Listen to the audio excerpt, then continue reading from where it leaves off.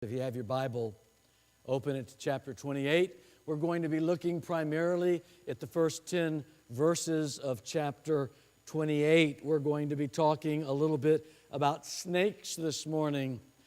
There's something about snakes. Very few women like snakes, although I've learned there's one that does, and she's here this morning. But most women go maniacal when they see or hear about snakes, and most men get mesmerized when they see a snake, although they may not want to get close to it. There's just something about that slithering creature that grips the heart of fear in some people and mesmerizes others. I'll never forget, I was a 15-year-old boy.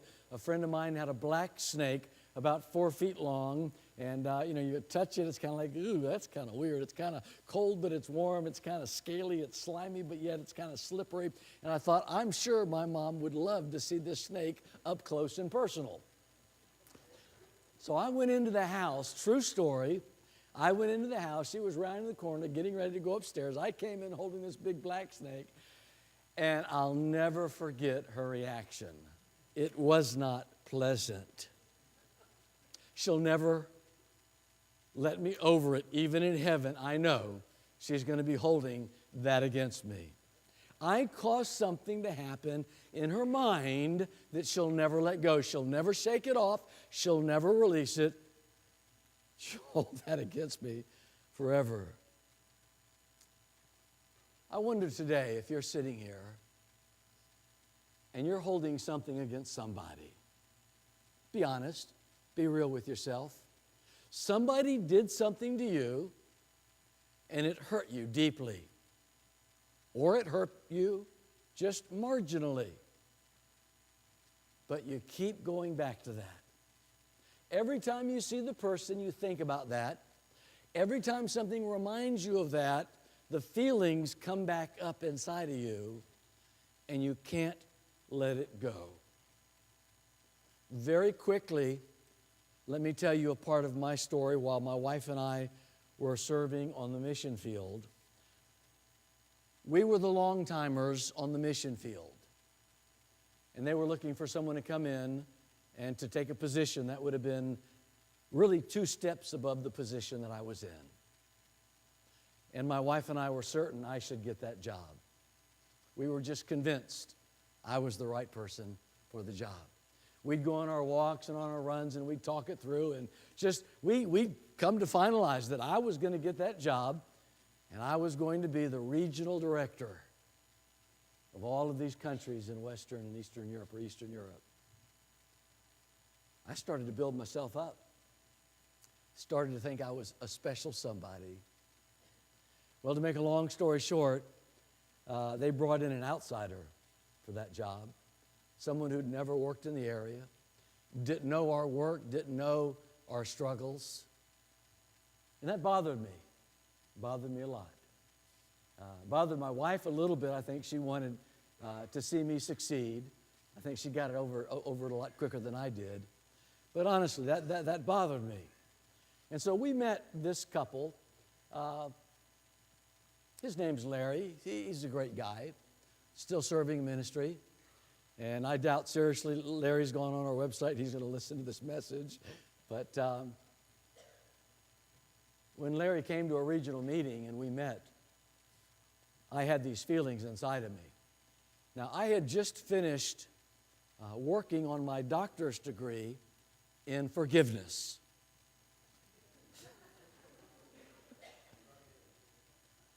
And so we were meeting with Larry, and I'm thinking to myself, what a great opportunity to vent, just to let these feelings out in an appropriate way. So we kind of gathered around him, Debbie and myself around him. I did most of the talking.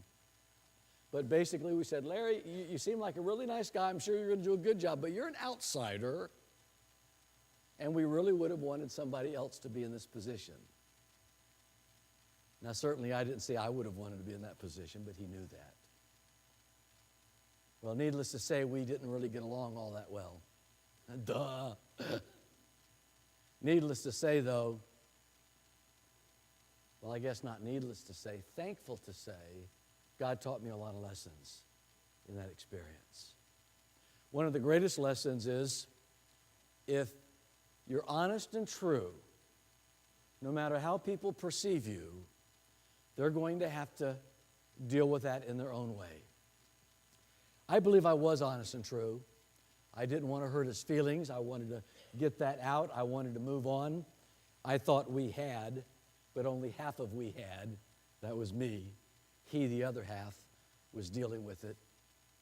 And so it turned out that the short time that we worked together, there were some difficulties, but the biggest advantage was instead of having to move to Germany, we got to move to Bosnia, and we closed out our career living in Sarajevo, which was by far the most exciting moments of ministry in my life that have ever happened or I believe will ever happen.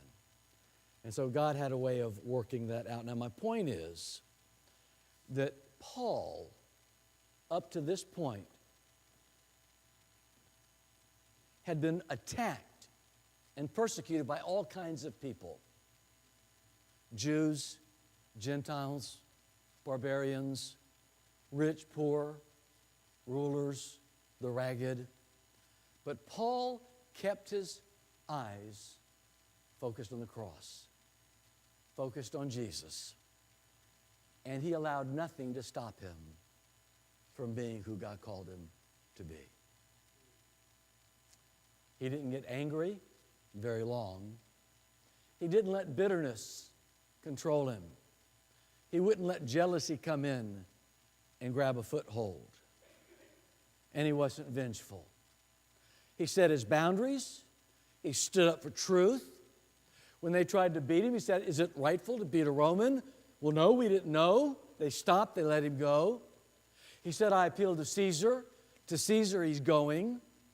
But the point is that God used Paul in all of those situations to bring the gospel every place Paul went.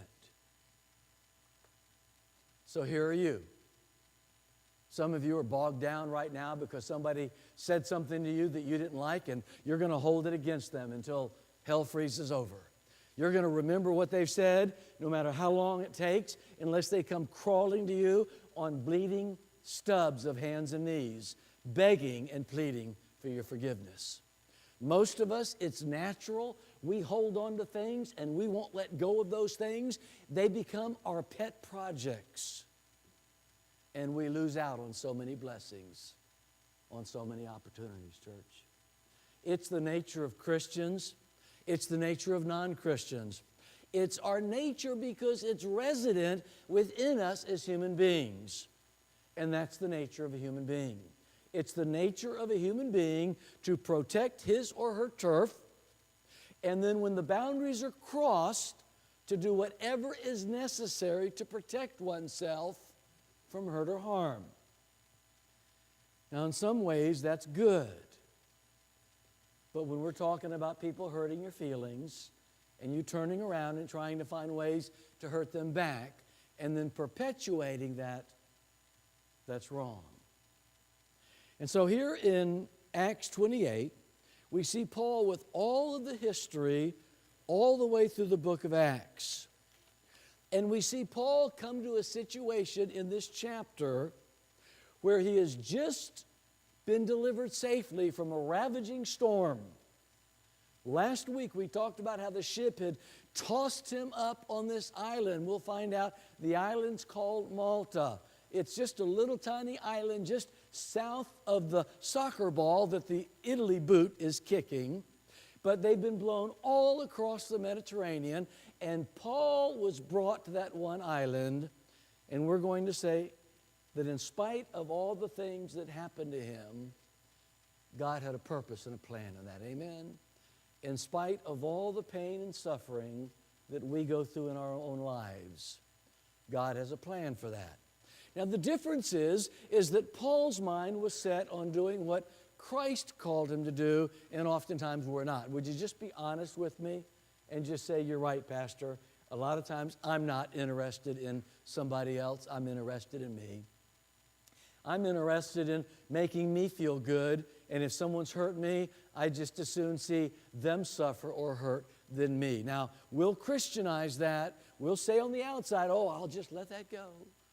I just won't let that bother me. I'll just kind of let that brush off. On the outside, we're just looking as nice as we can be, but on the inside, we're just as mad as a hornet. And we're plotting our revenge, and we're looking for an opportunity to get back. Paul had a right to hold grudges, but he didn't, because he realized there are more important things in life. You see, Paul didn't know how long he had left to live, but he knew it would be measured in months and short years at this time. He knew his trip to Rome would eventually result in his death, but he pressed on because he knew that was what his calling was. If you have your Bible, I'd like to ask you to open to chapter 28. I'm going to read a couple of select verses. We're going to have 3 basic points. If you're keeping notes, and we have some more notebooks out in the hallway, but if you're keeping notes, we have 3 points this morning. First of all, snakes have a habit of sneaking out of the woodwork. Secondly, snakes have a history of bringing pain and death. And third, snakes have a habit of hanging on, but you can shake them off. Chapter 28, verse 1, we see that they'd been brought safely through the storm, and they found out they'd landed on the island that was called Malta. And the natives showed us extraordinary kindness, for because of the rain that had set in and because of the cold, they were building a fire, they were kindling it, and they were all gathering around that fire. And then in verses 4 and 5, we have that up on the screen. It says that when the natives saw, verse 3, then Paul was gathering the wood, the bundle of sticks, and he laid them on the fire, and it says a viper came out because of the heat and fastened on Paul's hand. And when the natives saw the creature hanging from his hand, they began to say to one another, undoubtedly this man is a murderer, and though he has been saved from the sea, justice has not allowed him to live. Now get this picture in your mind. Paul had been brought out of this terrible storm. He had been thrown up on the beach. Some natives had come, some people who lived on that small island. They'd gathered around. They didn't know if these were good guys or bad guys. All they knew was that they needed help. So they gathered around and they began to build a fire for these people. They began to warm themselves by the fire. Imagine lots of people gathering around, probably several fires, warming themselves and drying themselves off. And so Paul, he's here. Paul, being a giver and a worker, he's out gathering wood to bring to throw onto the fire. And so he gathers some wood. He probably picks up a bunch of sticks from someplace, and he's bringing it over to the fire. And as he's getting ready to throw that log or that group of sticks onto the fire, as the sticks were hitting the fire, obviously the heat caused that snake that was in that bundle of wood to jump out of the wood and to latch on to Paul's hand. So the point is that snakes have a habit of sneaking out of the woodwork. Let's go back just a minute and think about who was the first snake. His name was Lucifer, Satan, the deceiver, the evil one. What was Lucifer's main problem? He was in heaven one day and he thought to himself, I can be just like God. I don't know if they had mirrors in heaven. I guess the shiny golden streets or whatever would have reflected his image. But Lucifer thought he was something special. And so he led a rebellion with 1/3 of the angels against God, and Satan was cast down into this world. We see in Genesis, the 3rd chapter, that snake slithers into the garden. And that snake confronts Adam and Eve, and we see the conversation in Genesis chapter 3, where the snake is convincing Eve that she should eat of the apple and do the one thing that God said not to do. Here's the point, folks. The enemy is out in every bundle of wood, in every crack and crevice, in every situation, trying to deceive us and to lead us astray. Now, the point is, he may be the great deceiver, but for him to deceive us, we have to agree with him, don't we? You see, we can't just say, oh, it wasn't my fault. The devil made me do it, because we had to be a part of that action. And so here's Satan saying Satan is out. He is the great deceiver. He wants to seek and kill and destroy our lives, but we have to be complicit or go along with that sin. And so when we spell sin, you know how to spell sin, don't you? It's S-I-N, which puts I right in the middle of sin. That's the problem. The problem is that the devil will sneak out of the woodwork and try to find a way to lead us astray. And oftentimes, I will say probably 7 or 8 times out of 10, the devil will use pride to try to lead us astray. Now, at this point, Paul had a choice. We're going to see that Paul has this snake hanging onto him. Paul's going to have choices. We'll see the story. He's going to pull the snake off. He's not going to die. We're going to read about that in a minute. But let's look ahead at his choices. He could have just laid down and said, oh, woe is me. I know these vipers. I'm a dead man. He could have laid down and waited to die. He could have given up, but he didn't, because he knew God called him to a purpose. He was going to Rome. He could have thought to himself, pretty good opportunity to be superhuman here. I know that snake's not going to kill me. I've got a purpose. I'm going to live after this, and I'm going to build my own kingdom here on Malta. These people are going to worship me because they're going to think I'm a god. No, that was not Paul's choice. We're going to see Paul had another choice. But you see, pride enters into most of the situations when the evil deceiver comes and tries to tempt us to lead us astray. Would you agree with me? Is there anyone who doesn't have problems with pride here on a regular basis?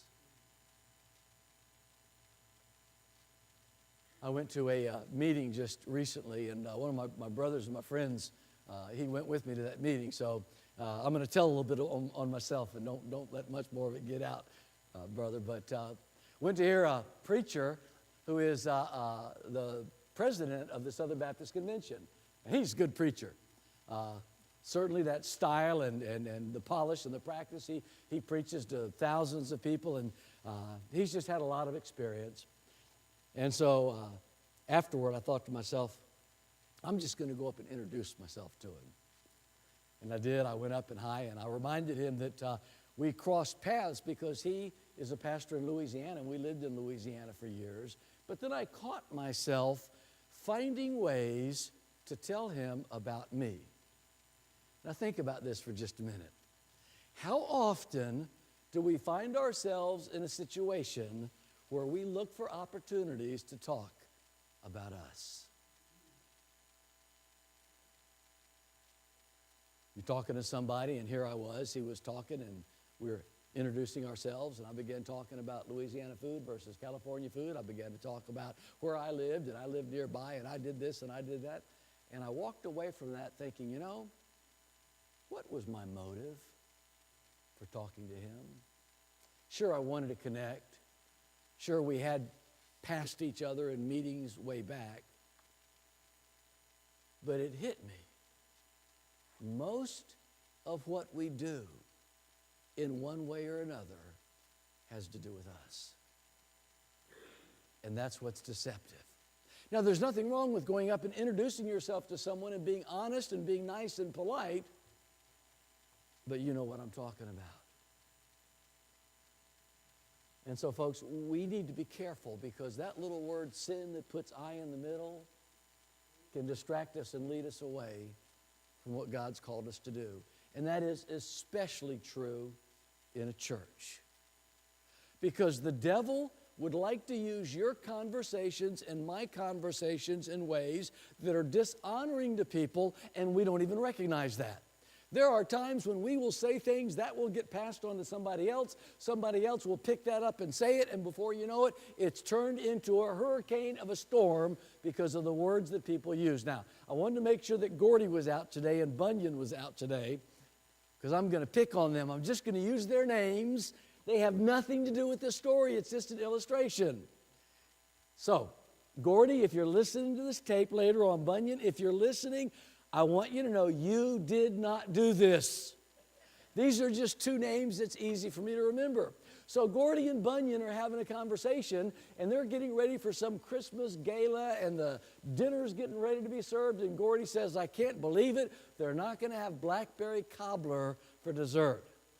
Now, some of you may get that. Some of you may not. And Gordy is just so upset there's no blackberry cobbler. And so innocently, Bunyan says, you know, that's funny. I know Pastor preached one time, and he says he hates blackberry cobbler. And they begin talking about something else and go their way. Now, Gordy just happens to be talking to somebody else. David Katevis is out on vacation, so I'll talk about David. David, you didn't do this. So Gordy goes up to David and says, David, we're not going to have blackberry cobbler after dessert today because Pastor doesn't like it. And David says, what? What right does Pastor's food preference have to do with interrupting our Christmas meal? We always have blackberry cobbler, let's say at the Deacon Christmas Widow Fellowship. And before you know it, it's going around the church. Pastor won't allow anybody to have blackberry cobbler at North Hills Church, and it's going to be written in the policy and procedures, no blackberry cobbler ever to be served on the grounds of North Hills Baptist Church. Now, Brother Gene, if you happen to like blackberry cobbler, this is where we differ. Bill, let him know. We don't like blackberry cobbler, Brother Gene and I. I don't know his preference. But you see the point I'm getting here, folks, is the deceiver is out trying to make things look one way when really it's another way, and his job is to stir things up to put a stop on the advancing of the gospel, to put a stop on love and fellowship, to put a stop on unity and one vision. And the devil wants to see in the church division. Now, you know what that word division means? It comes from Latin, and the D-I means two. It means two visions. Division means two visions. And we can't work together when we're divided over the vision. Now, we may have different preferences on how to get that vision, and we may be able to talk that out and work it out and pray that out. That's a good thing. But oftentimes, here's what happens. It's like the old Laurel and Hardy. Someone sitting behind one of the Three Stooges, you know, Mo bops one, and Curly thinks it's Joe. He looks at Joe, and he bops Joe, and Joe looks at Curly. He thinks it's Curly. He bops him back, and they're fighting, and Mo's just laughing, looking at Curly and Joe going at it. The devil loves to do. He loves to bop one of us over the head, usually it's with words, to get us fighting and fussing with somebody else. He just sneaks out of the woodwork when we're not even looking for him. I want to talk briefly about the second point. The second point is that snakes have a history of bringing pain and death. We look at 28, verse 4. It says that when the natives saw this creature hanging from his hand, they began to think, man, this guy must be a murderer. Yet he's been saved from the sea. Justice has not allowed him to live.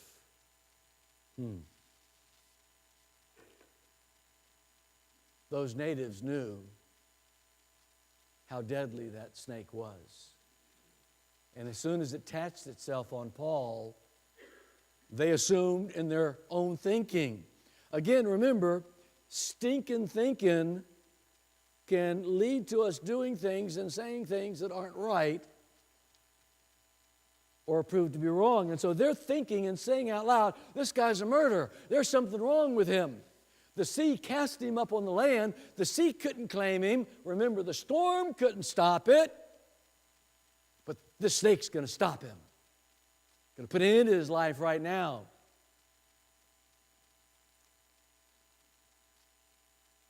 And that's what the devil wants to do in your life. He wants to cause you to have a curse instead of a blessing.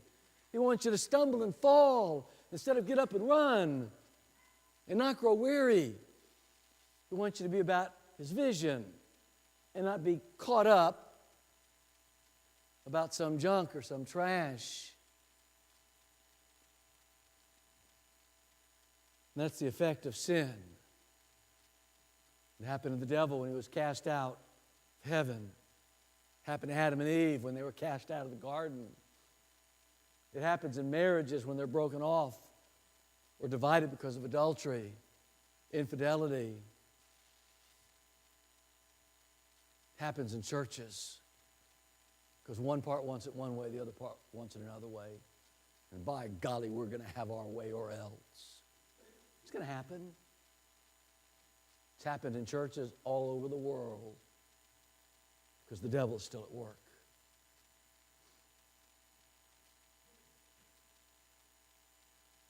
I want to move to the third point.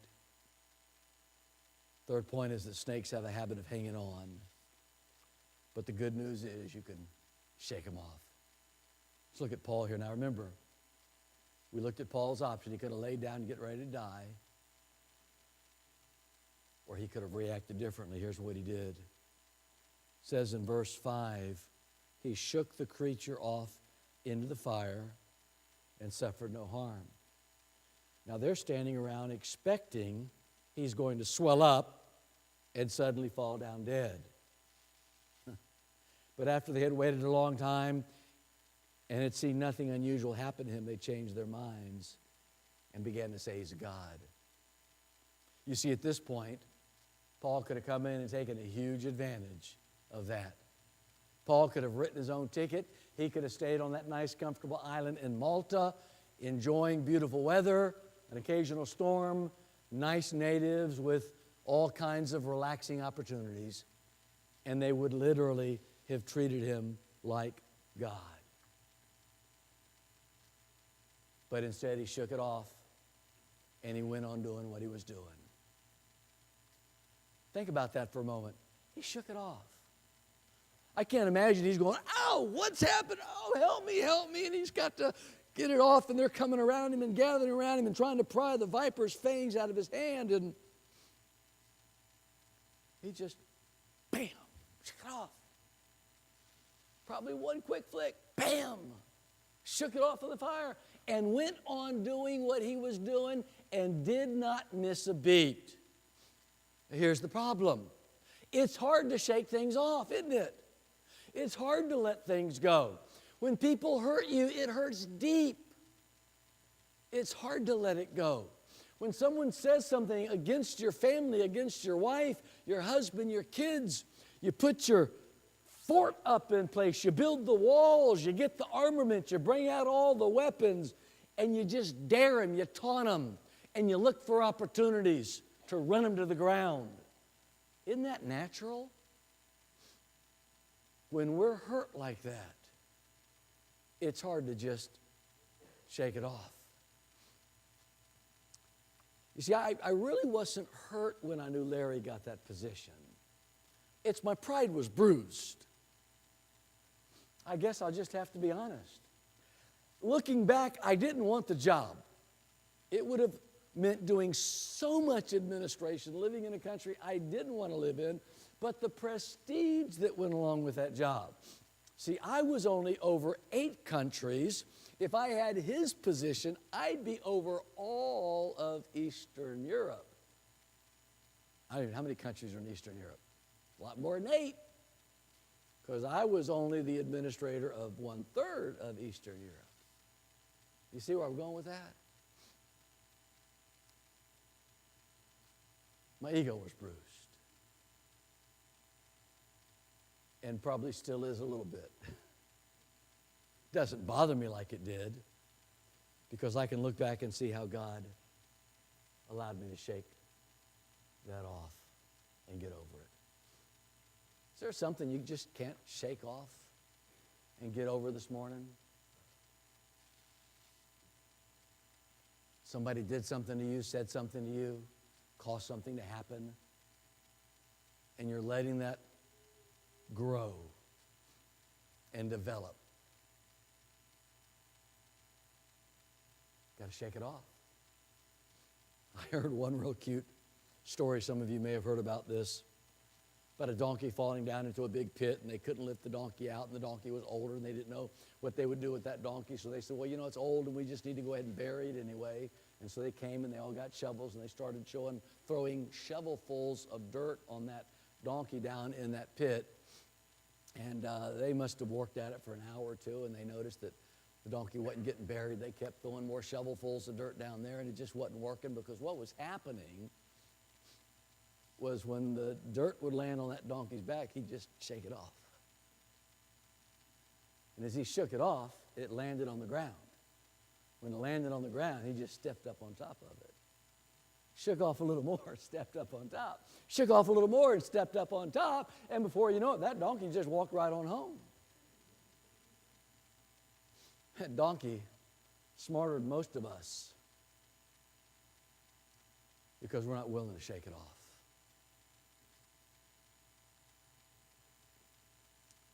Well, the results are really exciting. We go on and we can just read through the last several chapters of that, last several verses of that part of this chapter. Instead of him dying, he went on with his work, and the whole neighborhood saw that was going on. And the leading man, Publius, in verse 7, I didn't put this up on the screen, it's too much to go through, but just the leading man of that area, Publius, his father was sick, and so Paul came and healed his father, and then other people came that were sick, and they began to get healed also. And what happened here was when they got ready to go, it says that they were coming to them with great respect and great honor, saying goodbye to them, giving them all the supplies they needed to set sail. Do you get the point here? Paul let it go.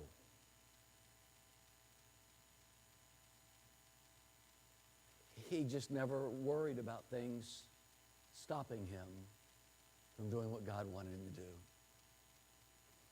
And as a result, there was a blessing. And Paul got to continue on to do what he was called to do. During our reflection time, the question is, what do you need to shake off? I know all of us at some point have something we need to let go of.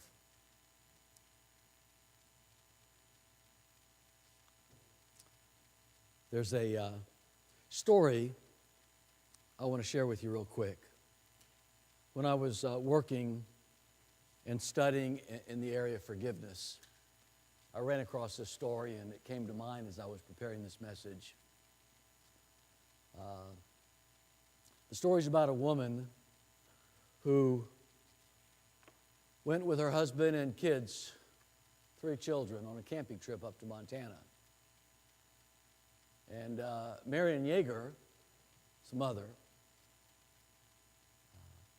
in the middle of the night, was awakened and noticed there was a slit in the camping tent. And the sleeping bag that her little 7-year-old daughter, Susie, that she was sleeping in was gone. Now, you can imagine your worst nightmares start to kick in here. Well, they called the police, and the police came, and the sheriffs, and they drugged the river, looked, called out, sent the dogs, did everything they could. They knew she'd been abducted, though. You don't just see a tent with a knife cut down in it and the sleeping bag gone. Well, the family returned back to Michigan, 1 child less, and Miss Yeager shares her story, how she was eaten up with anger and bitterness. Wouldn't you? Seriously, you would be too. And you'd probably be justified initially, because that's just going to be your reaction.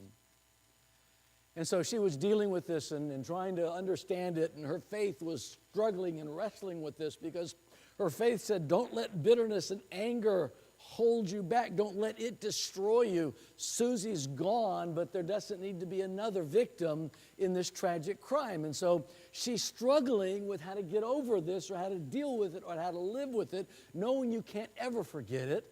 My, you can never let that go. But you see, it was eating at her inwardly.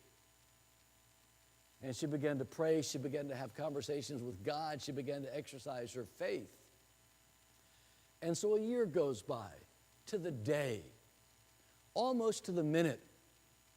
She's woken up at about 2 o'clock in the morning, and it turns out that it's the man who killed her daughter calling her. True story, folks. Well, I've been hearing about you and getting the news, and it's the one year I just want to let you do. No, I'm the one that did it. Now think about your reactions and the possibilities. You could have hung up immediately. You could have shouted all kinds of obscenities into the phone. You could have just gone hysterical. Instead, she had a recorder, one of those telephone recorders, and she just flipped on the record button, and she started talking. And instead of being in a rage, she let him know that she was not going to let that destroy her. And she started talking words of faith, words of forgiveness, words of healing. They talked for 80 minutes, mostly her. She had come to a place in her life where personally she did not believe in capital punishment. She didn't believe in hate and anger that would destroy you. She certainly wanted him caught and put away, but she didn't want an eye for an eye and a tooth for a tooth.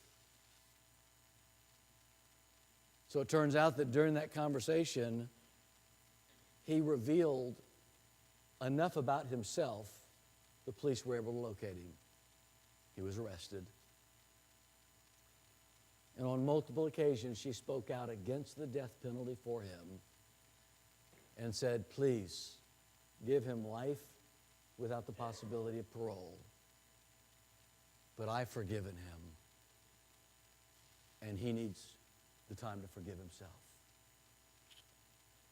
I don't know if I go along with that, folks. I've got to be honest and struggle and say, I'd probably say, kill him. I'd probably say, let me kill him. First, let me have him alone in a room for an hour, and then let me kill him. That would be my nature. That would be the flesh. But that is not the nature of God. That was not the nature of God. When Jesus hung on the cross and God said, I could kill you all. And Jesus even said, if I wanted to come down from this cross, I could call upon God and he would send a legion of angels to come take me off this cross. But he didn't. That's the good news of Thanksgiving. It's the cross.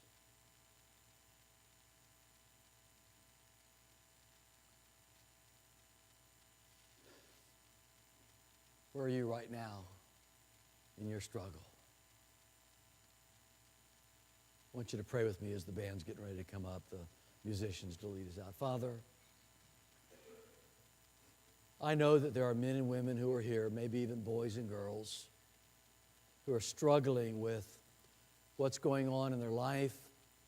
There have been things that have been happening that they're just hurt.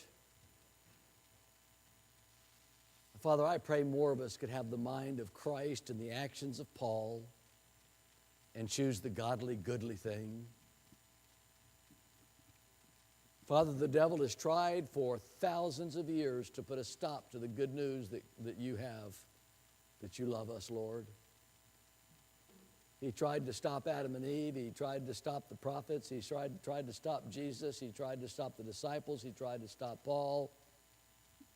And I know he's tried to stop many of us.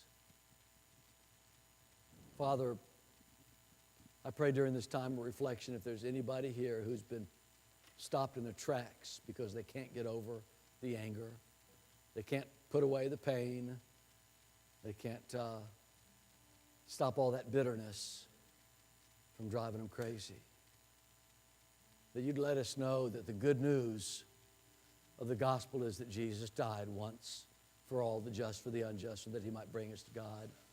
The good news is that while we were yet sinners, Christ died for us. The good news is that he gave us his righteousness and he took our sin. The good news is that we're called to spread that good news. And the good news is nothing's going to stop it from happening.